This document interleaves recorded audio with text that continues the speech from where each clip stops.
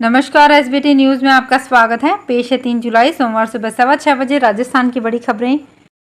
राजस्थान की पूर्व मुख्यमंत्री वसुंधरा राजे ने कोटा में आयोजित बीजेपी की रैली में कांग्रेस सरकार पर योजनाओं के नाम बदलने का आरोप लगाया। उन्होंने कहा कि कांग्रेस के राज में सिर्फ भ्रष्टाचार का विकास हुआ है। कोटा में आयोजित बीजेपी की रैली में वसुंधरा राजे गुट ने अपनी ताकत दिखाई। पूर्व विधायक प्रहलाद गुंजल की अगुवाई में आयोजित हुई शंभुपुरा में जनसभा में हजारों की तादाद में लोग पहुंचे। वसुंधरा राजे ने अपने संबोधन की शुरुआत कविता की पंक्तियों के साथ की और समापन भी जीत का संकल्प दिलवाने के साथ किया। वसुंधरा राजे ने हाड़ौती वासियों को अपना 34 साल का रिश्ता भी याद दिलाया। उन्होंने कहा कि हाड़ौती की जनता ने हमेशा भरपूर प्यार दिया है। शंभुपुरा में आयोजित सभा में सुबह से ही हाड़ौती से बसों और अन्य वाहनों से लोगों के आने का सिलसिला शुरू हो गया था। बीजेपी की ओर से दावा किया गया था कि 1.5 लाख लोगों के बैठने की व्यवस्था डोम में की गई है। 2024 लोकसभा चुनाव से पहले 27 जून को भोपाल में पार्टी के कार्यक्रम में प्रधानमंत्री नरेंद्र मोदी ने यूनिफॉर्म सिविल कोड की चर्चा छेड़ दी। उन्होंने कहा, यूनिफॉर्म सिविल कोड पर लोगों को भड़काया जा रहा है। एक घर दो कानूनों से नहीं चल सकता। बीजेपी ये भ्रम दूर करेगी। प्रधानमंत्री के यूसीसी की वकालत के बाद लॉ एंड ऑर्डर मामलों की पार्लियामेंट्री कमेटी ने भी इस पर राय मशवरा के लिए 3 जुलाई को एक अहम बैठक बुलाई है। वहीं केंद्र सरकार ने भी 20 जुलाई से संसद का सत्र बुलाने की घोषणा कर दी है। समर वेकेशन के चलते राजस्थान हाईकोर्ट की मुख्य पीठ जोधपुर और जयपुर पीठ में रेगुलर सुनवाई बंद थी। करीब 1 माह बाद आज सोमवार से हाईकोर्ट में रेगुलर सुनवाई शुरू होगी। पहले दिन आदि पुरुष फिल्म पर बैन लगाने की मांग को लेकर लगाई गई पीआईएल सहित अन्य महत्वपूर्ण मामलों की हाईकोर्ट सुनवाई करेगा। पिछले 1 महीने से राजस्थान हाईकोर्ट में समर वेकेशन चल रहे थे। हाईकोर्ट में 5 जून से समर वेकेशन शुरू हुए थे, लेकिन इससे पहले शनिवार व रविवार के चलते हाईकोर्ट में 3 जून से ही रेगुलर सुनवाई बंद हो गई थी। बीते दिनों जोधपुर के बालेसर में रक्षा मंत्री राजनाथ सिंह की सभा में पूर्व विधायक बाबू सिंह के हाथ से माइक छीन लेने की घटना पर नेता प्रतिपक्ष राजेंद्र राठौड़ ने सफाई दी। दरअसल उस घटना के बाद भाजपा पर स्थानीय गुटबाजी की चर्चा हो रही थी। इसी पर रविवार को राठौड़ ने सफाई दी। उन्होंने कहा कि बाबू सिंह भी हमारे हैं और गजेंद्र सिंह भी हमारे हैं। आप सिंहों में अंतर नहीं कर पाओगे। राठौड़ एक कार्यक्रम में शामिल होने जोधपुर आए। यहाँ सर्किट हाउस में मीडिया से बातचीत में ये बात कही। राजस्थान में मुख्यमंत्री अशोक गहलोत ने 473 चिकित्सा संस्थानों के भवनों के निर्माण के लिए वित्तीय प्रस्ताव सहित विभिन्न प्रस्तावों भरतपुर एवं बीकानेर में मल्टीपर्पज इंडोर हॉल के लिए 16 करोड़ 44 लाख रुपए तथा जयपुर दंत महाविद्यालय में सहायक आचार्य के 10 पदों के सृजन की मंजूरी दी है। राजस्थान सरकार द्वारा प्रदेश के 473 चिकित्सा संस्थानों के भवनों का निर्माण कराया जाएगा। इसमें विभिन्न स्रोतों से 2185 करोड़ रुपए से अधिक राशि व्यय होगी। आज सोमवार से गुरु के पूजन का पर्व गुरु पूर्णिमा मनाया जाएगा।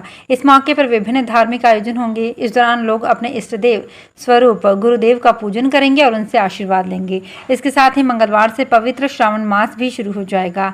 पंडित दिनेश मिश्रा ने बताया कि भगवान भोलेनाथ की भक्ति का महापर्व सावन माह 4 जुलाई से शुरू होगा। आस्था, उमंग और उल्लास का ये महीना इस बार करीब 2 माह का रहेगा।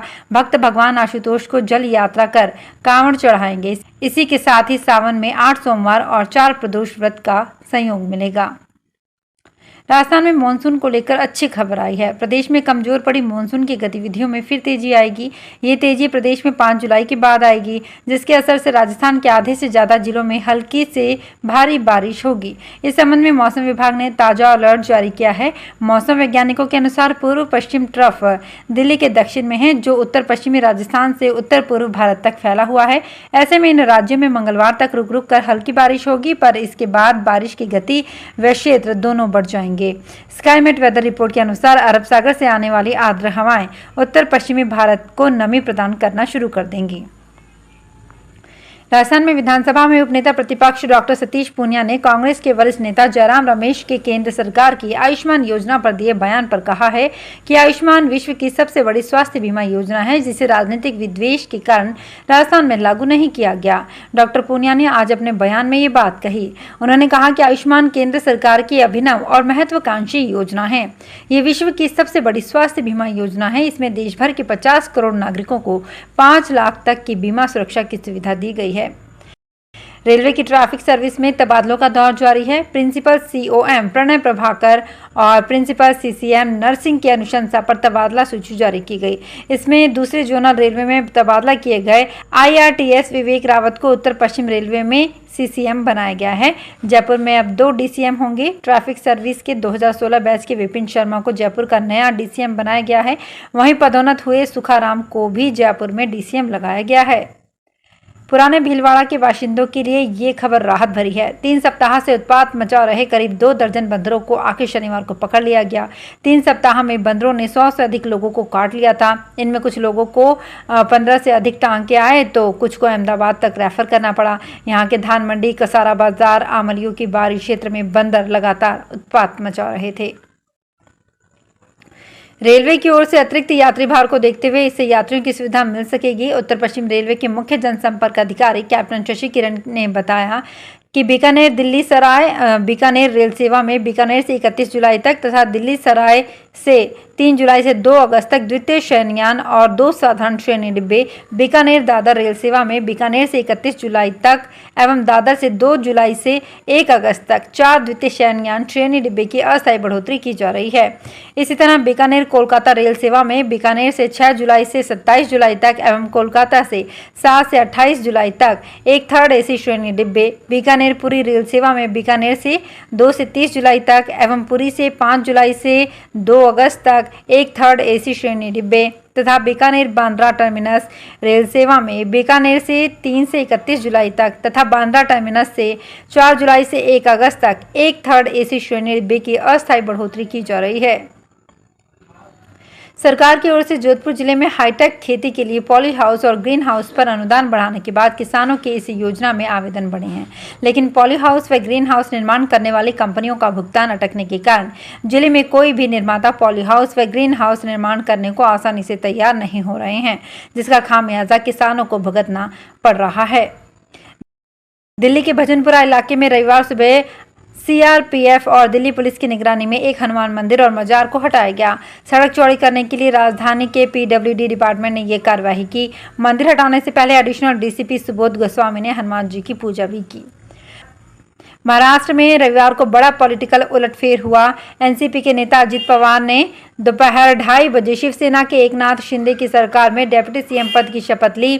शपथ के तुरंत बाद ट्विटर प्रोफाइल बदला और लिखा, deputy CM of Maharashtra Ajit Pawar 8 विधायकों छगन भुजबल, धनंजय मुंडे, अनिल पाटिल, दिलीप वलसे पाटिल, धर्मराव अत्राम, संजय बंसोड़े, अदिति तटकरे और हसन मुशरीफ के साथ दोपहर करीब 2 बजे राजभवन पहुंचे। 3 बजते CM शिंदे और डेप्यूटी CM देवेंद्र फडणवीस की मौजूदगी में सभी को मंत्री पद की शपथ दिलवाई गई।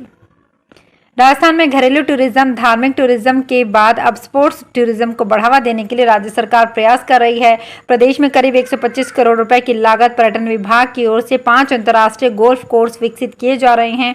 इससे प्रदेश में स्पोर्ट्स टूरिज्म को बढ़ावा मिलेगा। राजस्थान में पर्यटन के लिए महल, बावड़ियां, जंगल, झील, वेशभूषा, खानपान और लोक कलाओं से देशी विदेशी पर्यटक रूबरू होते हैं। अब आने वाले समय में पर्यटकों को आधुनिक सुख सुविधाओं से परिपूर्ण कुछ और नए आकर्षण जुड़ने जा रहे हैं। तो फिलहाल इस बुलेटिन में इतना ही। फिर हाजिर होंगे कुछ और बड़ी खबरों के साथ।